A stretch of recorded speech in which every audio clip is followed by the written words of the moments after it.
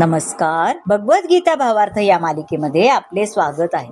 आज आपण यामध्ये अध्याय 17 मधील श्लोक 5 ते 10 पाहणार आहोत. श्लोक 5 आणि 6 एकत्रित असल्यामुळे तो एकत्रित वाचू. अशास्त्र विहितं घोरं तप्यन्ते ये तपोजनाः दंभाहंकार संयुक्ता कामराग बलान्विताः कर्षयन्ता शरीरस्थं भूतग्राममचेतसा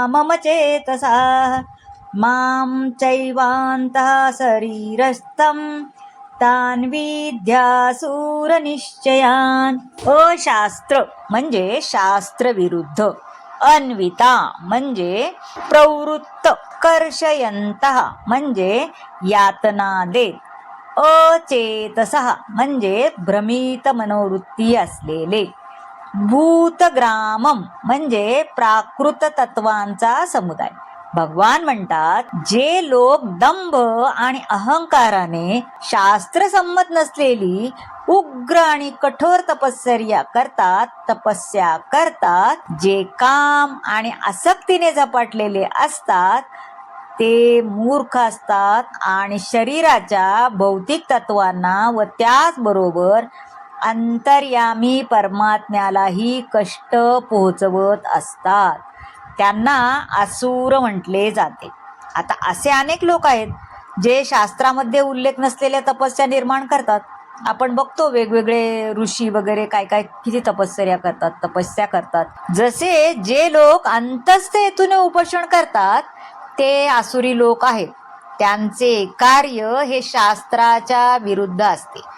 ते दंभ, मिथ्याहंकार आणि काम आणि विषयोपभोगावरील आसक्तीमुळे कर्म करतात. अशा कृत्यांमुळे पंचमहाभूतांनी बनलेले शरीरच नव्हे तर शरीरामध्ये वास करणाऱ्या भगवंतांनाही ते कष्ट करतात. भगवंत अशा कृत्यांना संमती देत नाहीत. भगवंतांनाही ते रुष्ट करतात. भगवंत अशा कृत्यांना संमती देत नाहीत. या संदर्भात अचेतसा हा शब्द महत्वाचा आहे. सामान्य मनस्थितीच्या लोकांनी शास्त्रातील विधिविधानांचे पालन केलेच पाहिजे. ज्याची अशी मनस्थिती नाही ते शास्त्रांची उपेक्षा करतात व स्वनिर्मित तपाचे आचरण करतात. आता आधीच्या अध्यायात सांगितले आहे की आसुरींचा शेवट कसा होतो ते मनुष्याने ध्यानात ठेवलं पाहिजे. ते अशा लोकांना भगवंत आसुरी लोकांच्या पोटी जन्म घेण्यास भाग पाडतात. पण तरी त्यांना योग्य मार्ग दाखवण्याचा आध्यात्मिक गुरु भेटले, त्यांचे मार्गदर्शनाचे भाग्य लाभले तर ते या भौतिक जंजाळातून सुटून परमगतीला प्राप्त होऊ शकतील. भगवंत किती दयाळू आहेत पहा. इतकं सगळं केलं तरी काय केलं तर भगवंत ते परमगतीला प्राप्त होऊ शकतील सामान्य. हा श्लोक 7 पाहूया.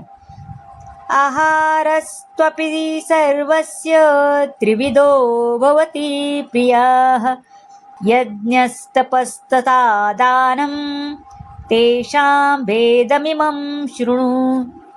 सर्वस्थ म्हणजे सर्वांचा, भेदम म्हणजे भेद, इमम भेदम म्हणजे भेद, इमम म्हणजे हे. प्रत्येक व्यक्तीला आवडणारा आहारही प्रकृतीच्या नियंत्रणानुसार 3 प्रकारचा असतो. त्याप्रमाणे यज्ञ, तप आणि दान यांचेही 3 प्रकार असतात. आता मी तुला त्यांच्यातले भेद सांगतो ते ऐक. आता पहा, भगवंत सांगतात की निरनिराळ्या प्राकृतिक गुणांना व स्थितींना अनुसरून आहार, यज्ञ, तप, दान यांचे निरनिराळे प्रकार आहेत. या सर्व क्रिया एकाच स्तरावर होत नसतात. जे कोणत्या प्रकारची क्रिया कोणत्या प्राकृतिक गुणामध्ये केलेली आहे हे जाणू शकतात तेच बुद्धिमान आहेत. जे हे सर्व एकच आहेत असे समजतात ते मूर्खच आहेत. त्यांना विवेक शक्ती नसते. आता श्लोक 8 पाहूया. आयुस्सत्वबलारोग्य सुखप्रीती विवर्धना रस्या स्निग्धा स्थिरा हृदया आहारा सात्विक प्रिया.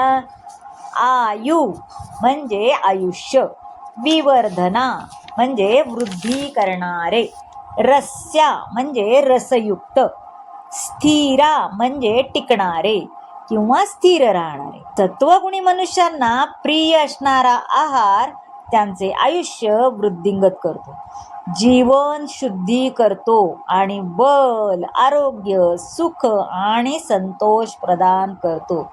असा आहार रसयुक्त, स्निग्ध, पौष्टिक आणि हृदयाला संतुष्ट करणारा असतो. आता श्लोक 9 पाहूया. कटवं ललवणात्युष्ण तीक्ष्ण वृक्ष विदाहिनाः आहारा राजसस्येष्टा दुःख शोकामय प्रदा.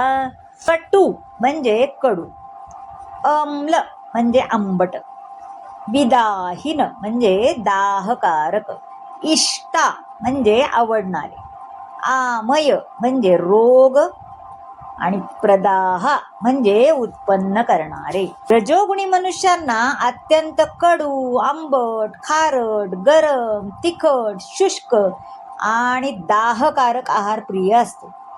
असा आहार दुःख, शोक आणि व्याधी निर्माण होण्यास कारणीभूत असतो. आता श्लोक 10 पाहूया. यातयामं गतरसं पूती पर्युषितं च यत् उच्चिष्टमपि चामेध्यं भोजनं तामसप्रियं. सत्वगुणाचा आहार बघितला, रजोगुणाचा बघितला. आता तामसी लोकांचा कुठला आहार आहे ते पाहूया. यातयामम म्हणजे भोजनापूर्वी 3 तास आधी शिजवलेले अन्न. गतरसम म्हणजे रसहीन. पुतीही म्हणजे दुर्गंधीयुक्त. पर्युषितम म्हणजे नासलेले. अमेध्यम म्हणजे अपवित्र.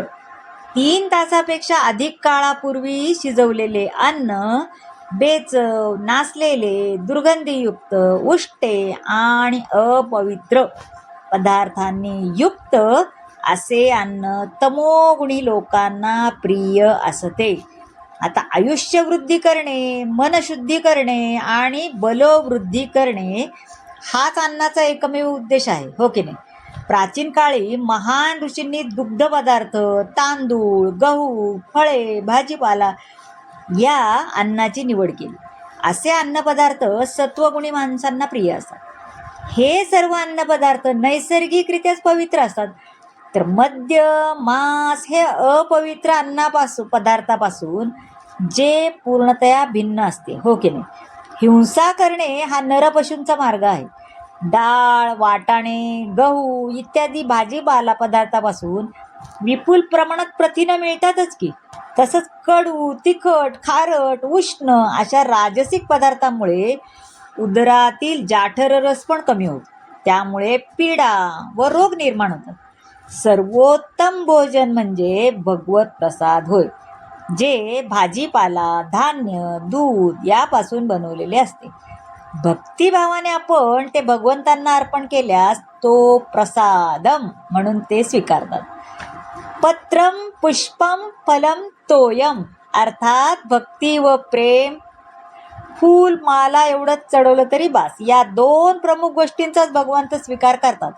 भगवंतांना अर्पण केलेला प्रसाद हा खरं तर दिव्य असतो. तो आपण अर्पण करतो तेव्हा तो प्रसाद, आणि तो सगळ्यात सर्वोत्तम अन्न आहे, भोजन आहे.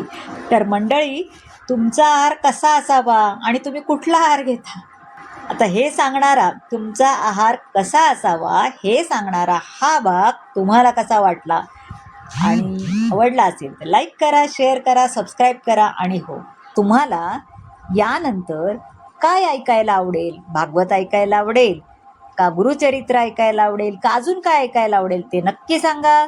ज्या ग्रंथाच्या कमेंट जास्त येतील ते मी याच्यानंतर वाचणार आहे, कारण आता एकच अध्याय राहिलेला आहे. धन्यवाद.